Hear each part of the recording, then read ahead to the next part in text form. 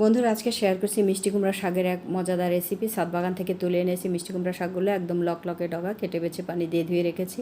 রান্নার জন্য কড়াইতে তেল দিয়েছি। তারপরে আমি এখানে ফোড়নের জন্য আস্ত জিরে, তেজপাতা, কুচানো পেঁয়াজ, মাছ, হলুদ গুঁড়া এবং পরিমাণ মতো লবণ দিয়ে নেড়ে চেড়ে কষিয়ে নিয়েছি। দিয়ে দিলাম এখানে জিরে বাটা এবং রসুন বাটা। তারপরে একটু পানি অ্যাড করে মাছগুলো কষিয়ে নিয়েছি। তারপরে দিয়ে দিলাম মরিচ গুঁড়া এবং আগে থেকে ধুয়ে রাখা মসুর ডাল, সেটা দিয়ে দিলাম। তারপরে দিয়ে দিলাম এখানে কাঁঠালের বিচি। তো পানি একটুখানি অ্যাড করেছি, ঢাকা দিয়ে আমি কষিয়ে নিয়েছি সবগুলো উপকরণ। যখন ভালো করে কষানো হয়ে গেল তখন আমি দিয়ে দিলাম এখানে মিষ্টি কুমড়া শাকের ডাঁটা পাতাগুলো দিয়ে ঢাকা দিয়ে রান্না করে নিয়েছি। দেখুন কত সুন্দর কালার এসছে।